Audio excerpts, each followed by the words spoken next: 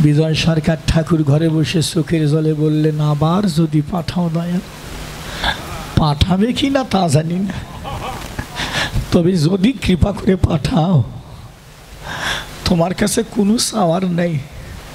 আমার মা বাবা যদি মুসিও হয়, মেতরও হয়, আমার মা বাবা যদি পায়খানাও পরিষ্কার করে, তবু দুঃখ নাই। কিন্তু তোমার কাছে একটি প্রার্থনা, আমার মা বাবাটা যেন একটু কৃষ্ণ ভক্ত, গৌর ভক্ত হয়, এটা প্রার্থনা। মা বাবা যা হোক, কিন্তু যেন একটু ভক্ত হয়, তবে জনম ধন্য। অর্জুন চরণে পড়ে গেল। রুইদাসের গৃহে গিয়ে রুইদাস নিজে তুলে তুলে অর্জুনের বদনে দেয়। ভক্তের সঙ্গে ভক্তের মিলন। পরদিনে ভোগান্তে রুইদাস অর্জুনের গৃহে প্রসাদ পায়। যতবার প্রসাদ বদনে দেয়, ততবার স্বর্গের ঘণ্টা ভেসে ওঠে। এই জন্যে মাসিমা, ছোট ভেবে কাউকে অবহেলা করা যাবে না।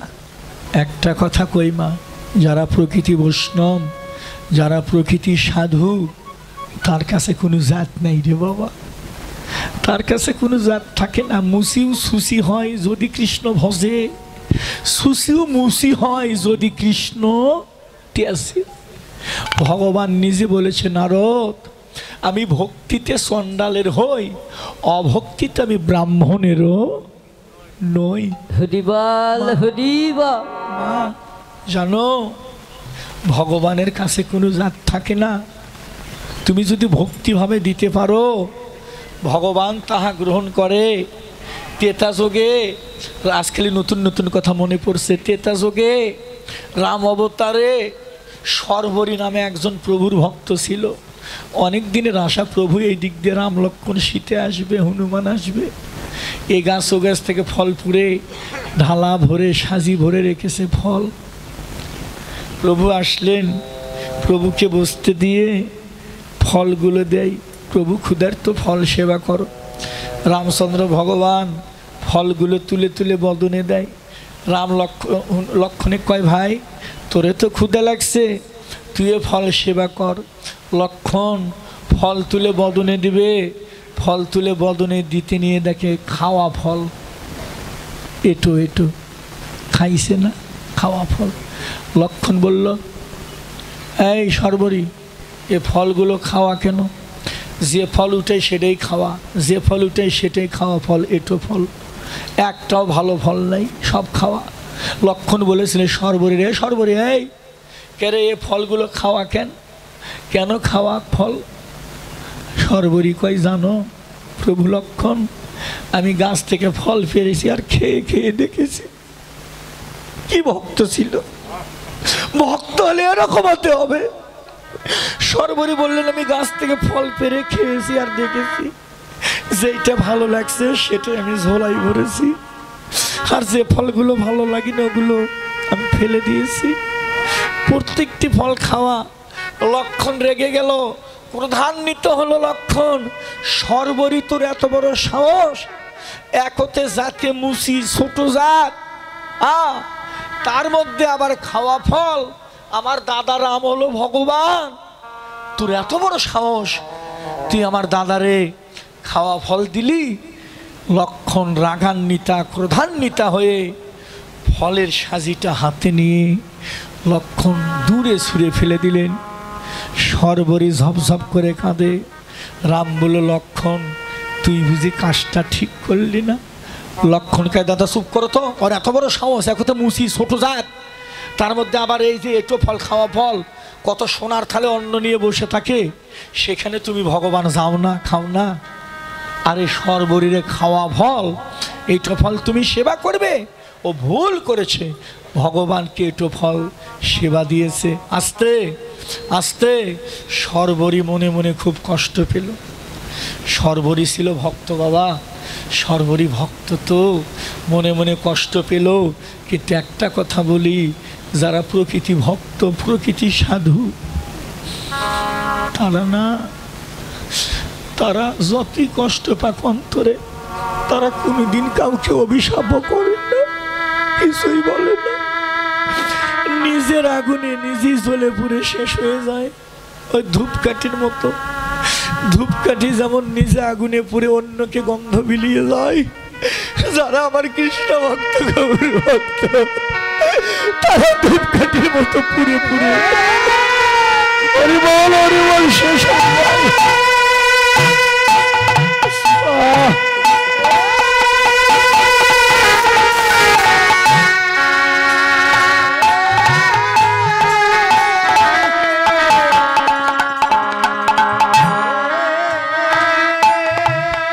ছোট বাবা ছোট,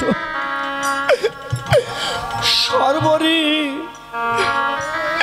যারা ভক্ত তারা নিজের কষ্ট নিজের ভিতরেই রাখে, কারু কাছে বলে না।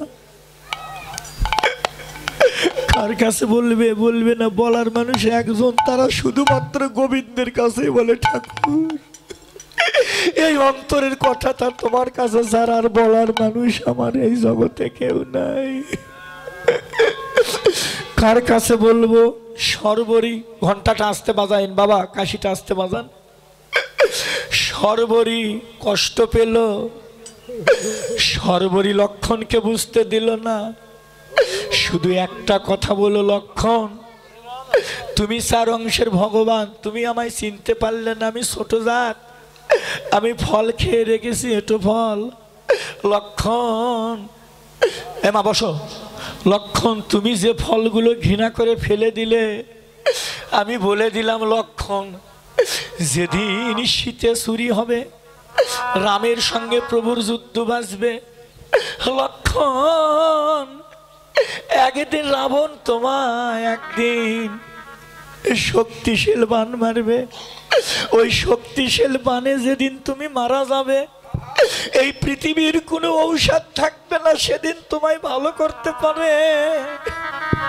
লক্ষণ তুমি ছোট জাত ভেবে যে ফলটা ঘৃণা করে ফেলে দিলে, সেই দিন এই ফল গিয়ে পড়লো গন্ধমাদন পর্বতে, ওই দিন এই ফলের একটা গাছ হবে, ওই গাছের রস দিয়ে সেদিন তোমার মরা দেহে প্রাণ ফিরে আসবে।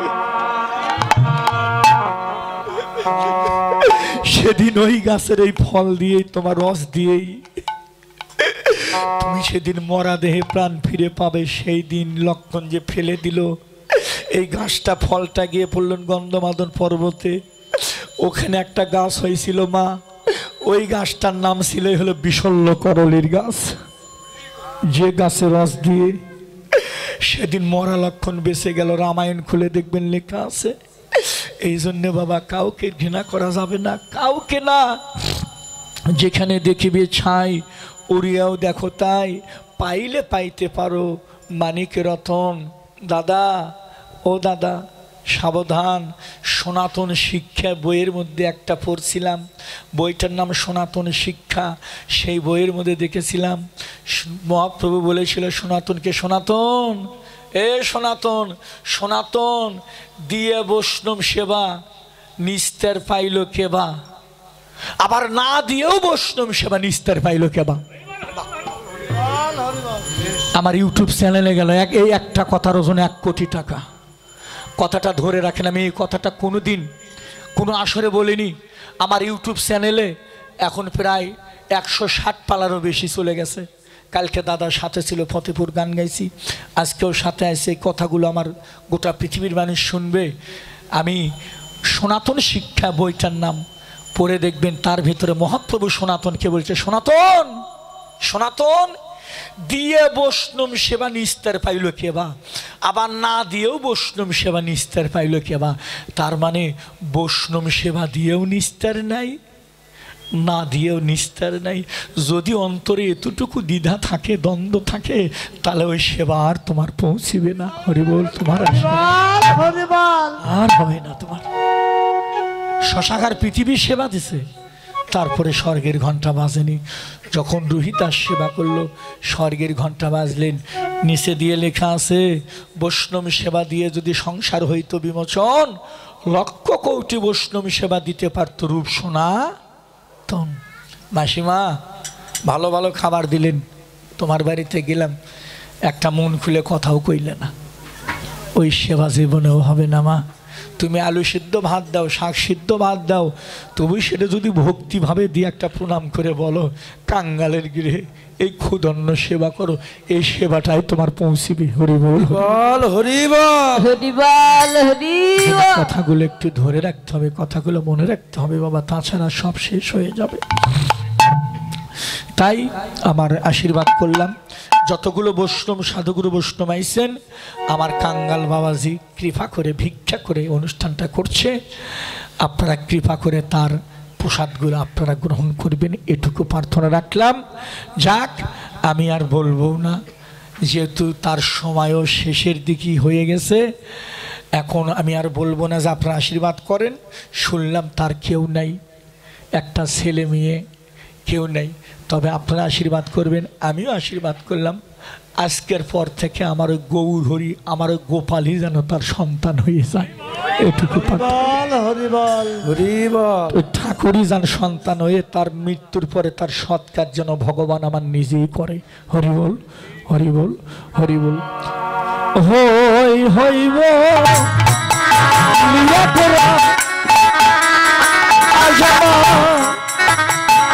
ফিরায় পাঁচনি,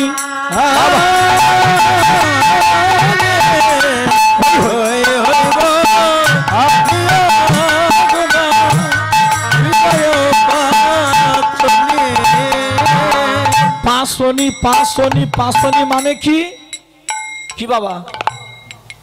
নড়ি, ঠিক না? পান্ঠি। আর ব্রজবলি ভাষায় ওনার নাম, ওইটার নাম হলো শাসনদণ্ড, এটা ব্রজবলি ভাষায়।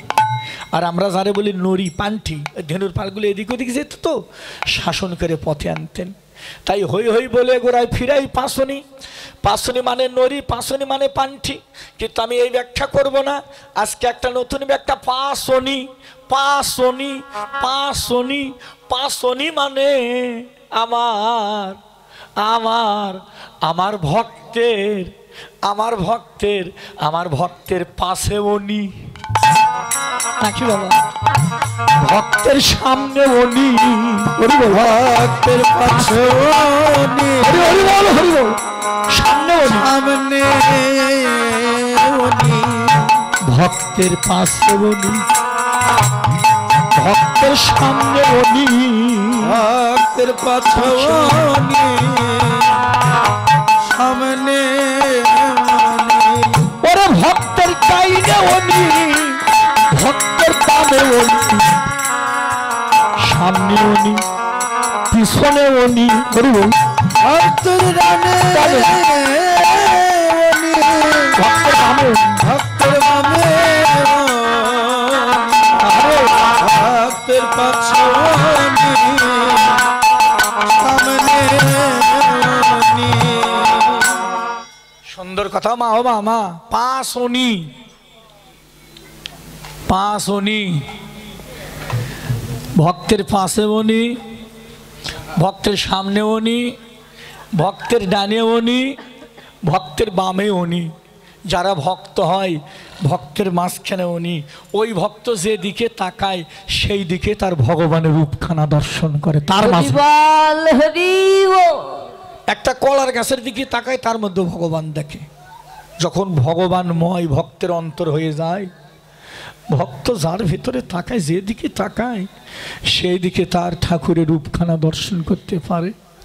তার সামনে পিছনে ডানে বামে আর কিছু থাকে না। হই হইব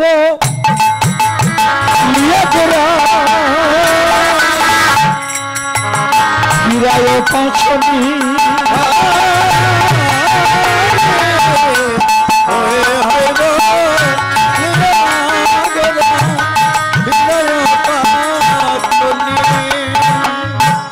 বাবা, তাহলে যেদিকে তাকায় সেই দিকে তার রূপখানা দর্শন করে, কোনো দিকে ছাড়া নাই। সখীর ওই গৌর কণ্ঠের ধ্বনি শুনে ছুটে এলো, কে কে ছুটে এলো? রামায়ণ সুন্দরানন্দ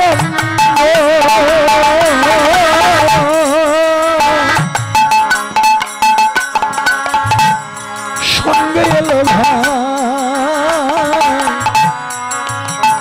আজ আমার নিত্যানন্দ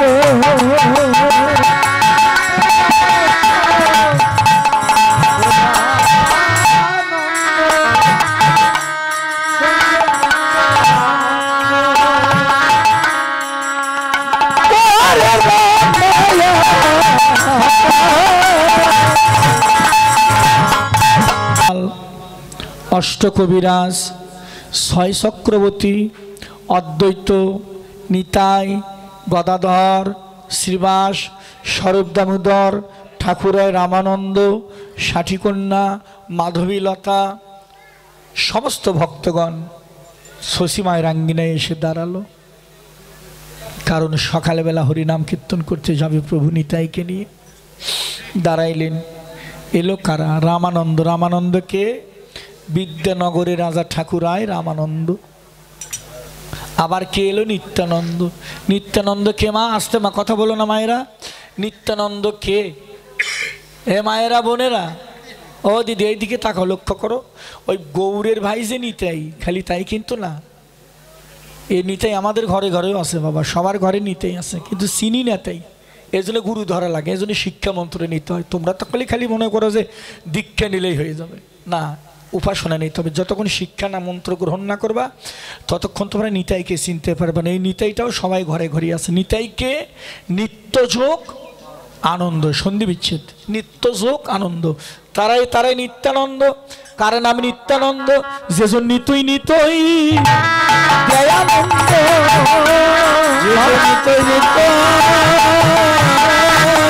দয়ানন্দ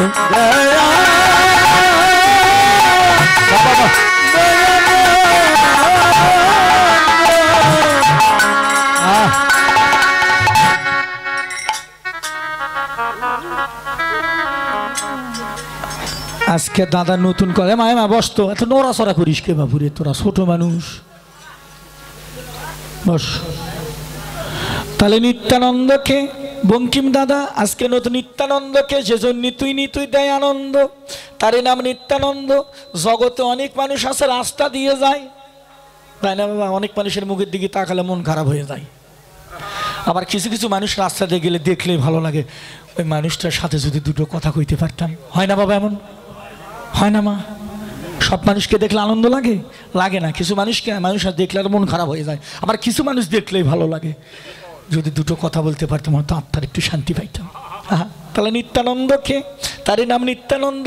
যেজন নিতুই নিতুই দেয় আনন্দ, তার নাম নিত্যানন্দ। কার নাম নিত্যানন্দ? ইশারাই বলবে, বুঝে নেবেন। এবার ইউটিউব চ্যানেল চলছে, সবাই শুনবে। তারই নাম নিত্যানন্দ। কার নাম? সবাই শুনে রাখো। যার দেহে নাই ভাই কামের গন্ধ, দেহে নাই কামের গন্ধ, কামের গন্ধ, যার দেহে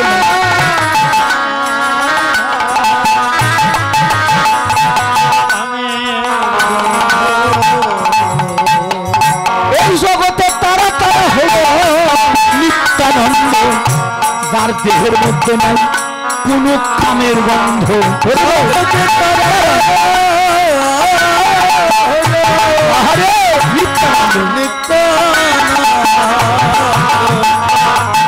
দেহে নাই কামের গন্ধ।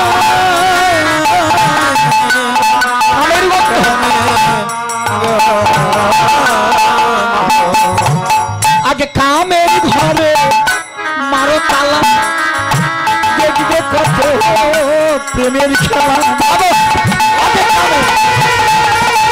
কামের ঘরে মারো তালা, তোমরা দেখবে কত প্রেমের খেলা।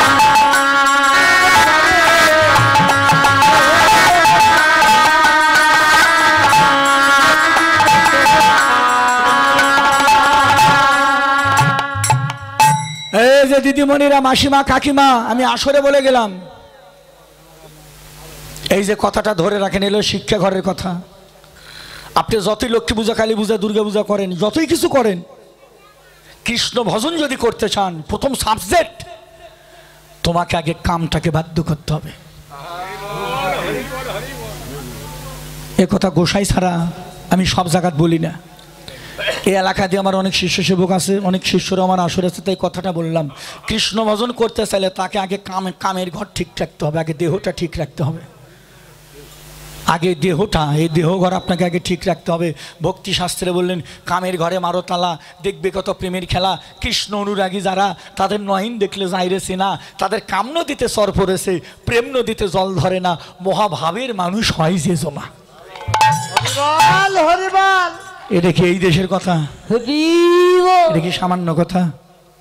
হ্যাঁ, কামের ঘরে মারো তালা, দেখবে কত প্রেমের খেলা। কৃষ্ণ অনুরাগী যারা, তাদের নয়ন দেখলেই যাইছে না, তাদের কাম নদীতে চর পড়েছে, প্রেম নদীতে জল ধরে না, মহাভাবের মানুষ হয় যে জোনা। কাম থাকতে প্রেম হয় না, বুঝো গোপীর ভাববি না। হ্যাঁ মায়েরা, অর্জুন গেছিল বৃন্দাবনে। ও গোপীরা, গোপীরা কয় অর্জুন তুমি হঠাৎ করে এখানে? আমার অনেক দিনের আশা, আমি একটু বৃন্দাবনে যাব। তে গোপিকারা কয় অর্জুন আসো, আসো বৃন্দাবনে আসো। মাঝখানে তো বাবা, মাঝখানে তো বাবা যমুনা নদী। অর্জুন কয় পার হবো কি দিয়ে? ঘাটে তো নৌকা নাই, নদীটা তো পার হতে হবে, কি দিয়ে পার হবো? গোপিকারা হেসে উঠল। অর্জুন কয় হাসলে কেন গোপিকারা? গোপিকারা কয় অর্জুন এ তুমি কি কথা শুনাইলে? যার রথের সারথি ভগবান নিজে, তার আবার নদী পার হতে নৌকা লাগে নাকি? হরি বল, যার রথের সারথি ভগবান নিজে, তার আবার নদী পার হতে, সামান্য নদী পার হতে তার আবার নৌকা লাগে। এ তুমি কি কথা শুনাইলা? হ্যাঁ, কি কথা শুনাইলে? নদী পার হতে নৌকা লাগে? নামো। যখনই নামতে নেই আর ডুবে যায়, আর হয় না। নামো, বিশ্বাস করে নামো রে বাপু। নামতে নেই আর ডুবে যায়। কয় না হয় না, কয় না, না কয় হয় না, কয় না। আরে পারি না তো আমি নদী পার হইতে।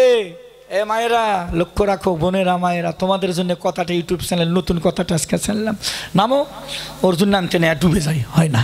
যখনই নামে জলের মধ্যে ডুবে যায়, হবে না। গোপিকারা বলছে তাহলে অর্জুন একটা কাজ করো, আসবে? হ্যাঁ, অনেক দিনের আসাম, বৃন্দাবনে যাব।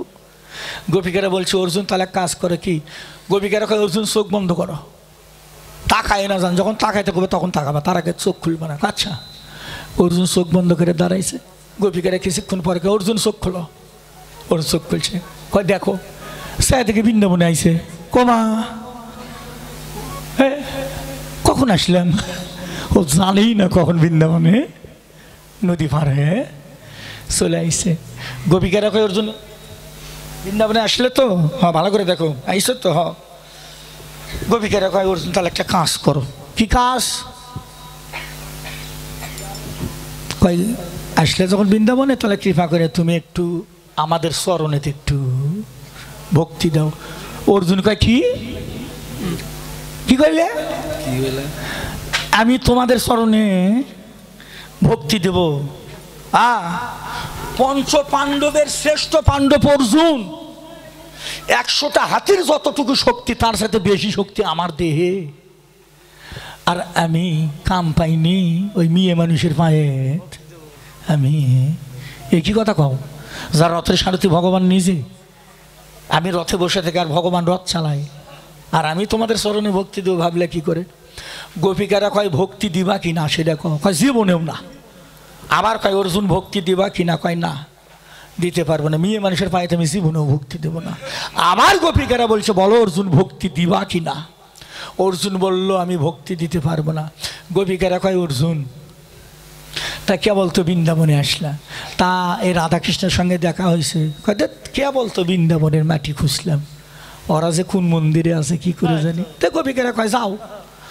অর্জুন কয় তোমরা না নিয়ে গেলে যেতে পারি, আমি তাই রাস্তা চিনি, কোন দিক দিয়ে কোন দিকে চলে যাবো। 12টা বৃন্দাবন, বৃন্দাবন তার একটা না, তালবন, তমালবন, নিদুবন, শ্যামকুণ্ড, রাধাকুণ্ড, গিরি গোবর্ধন, ভান্ডির বন।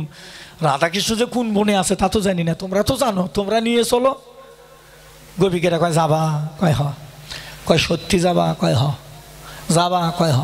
কয় তাহলে এক কাজ করা লাগবে। কি? কয় তাহলে তুমি চোখ বন্ধ করো, একবারে তোমাকে মন্দিরের ভেতরে ঢুকে দেবো। যেখানে রাধাকৃষ্ণ আছে। কয় সত্যি গোপিকারা? কয় 3 সত্যি। চোখ বন্ধ করো। কয় ঠিক আছে, হ্যাঁ আমাকে কালে মন্দিরের ভেতরে, গোপিকারাকে একবার মন্দিরের ভেতরে ঢুকে দেবো, চোখ বন্ধ করো।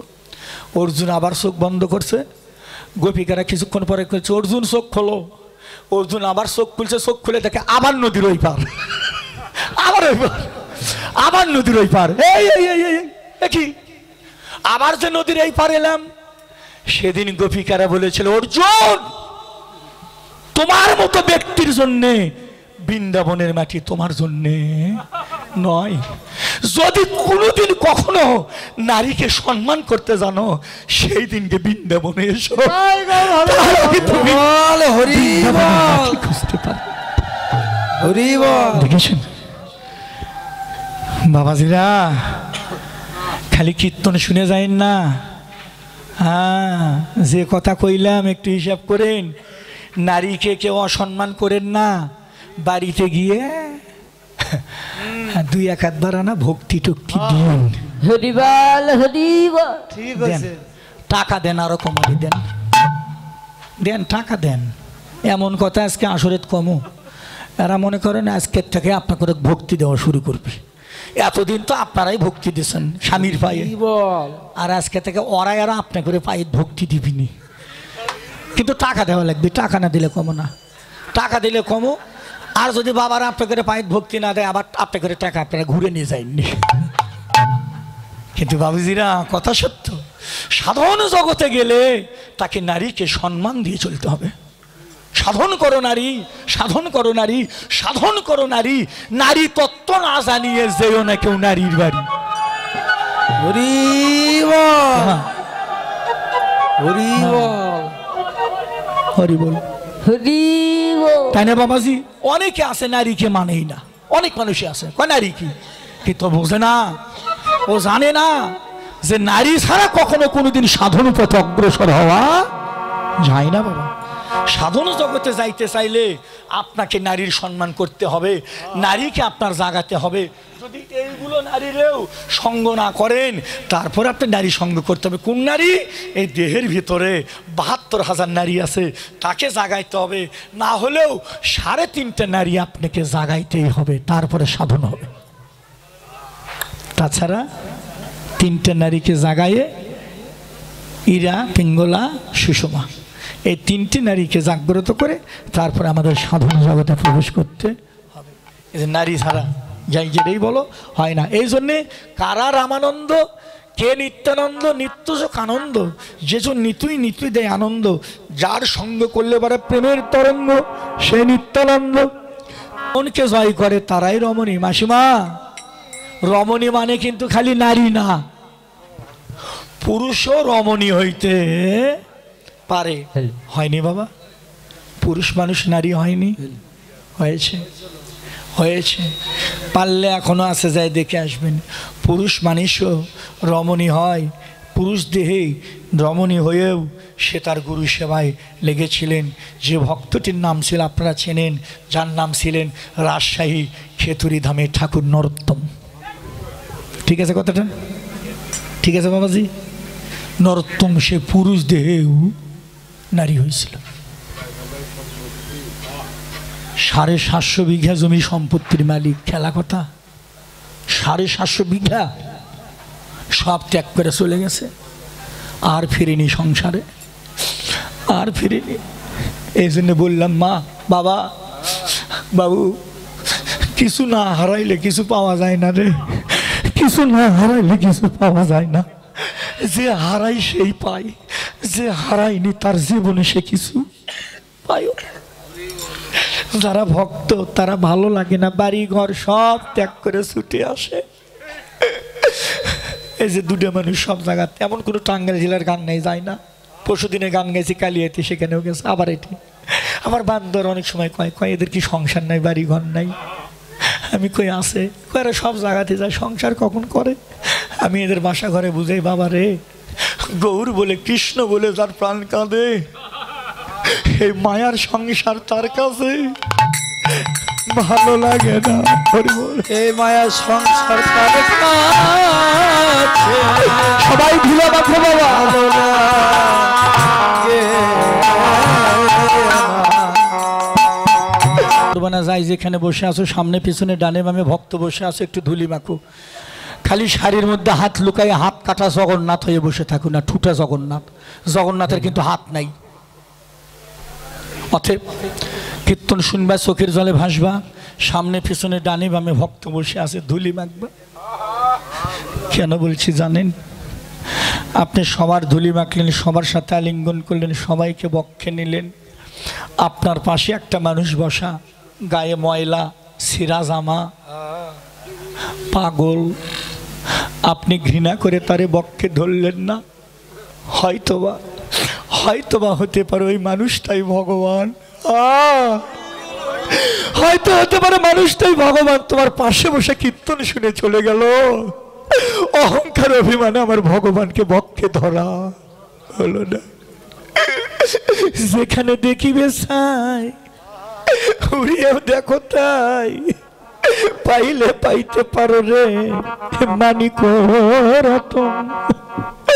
ছোট ভেবে কাঙ্গাল ভেবে ঘৃণা করবে না, যে জিনিস যত ছোট হয় সেই জিনিস। তোমার সব কাজ, কোনো কাজ ঠিক, কোনো কাজ ভুল। তো ভগবান কয় কি ভুল করলো রে নারদ? হ্যাঁ তুমি ভুল করো কাজ। ভগবান কয় কি ভুল? আমার কাজটা কি ভুল? কাজ কি ভুল মানে? লাউ গাছ ছোট গাছ, ওই গাছের এত বড় বড় ফল বানিয়ে দিলে, আর বট গাছ এত বড় গাছ, তার গাছের ফল ছোট কেন?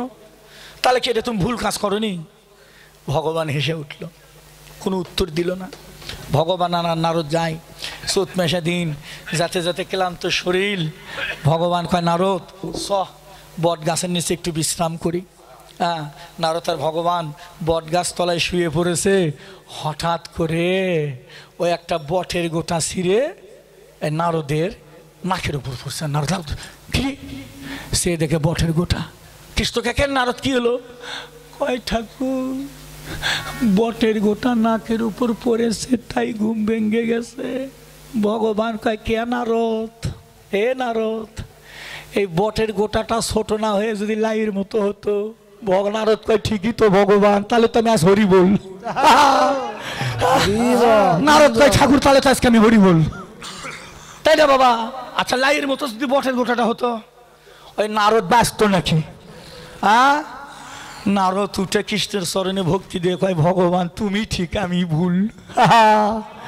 নারদ কয় ঠাকুর তুমি ঠিক আমি ভুল, কারণ বট গাছে গোটা যদি লাইয়ের মতো হতো, বলো দেখি ভয় পেয়ে কেউ কি আর ওই গাছের নিচে যেত? কারণ সবাই জানে বট গাছের গোটা ছোট, মাথায় পড়লে কোনো সমস্যা নেই, আর লাউ গাছের নিচে কেউ যাবেও না। এই জন্য ভগবান তার ফলটা এত বড় বড় বানাইয়ে দিল।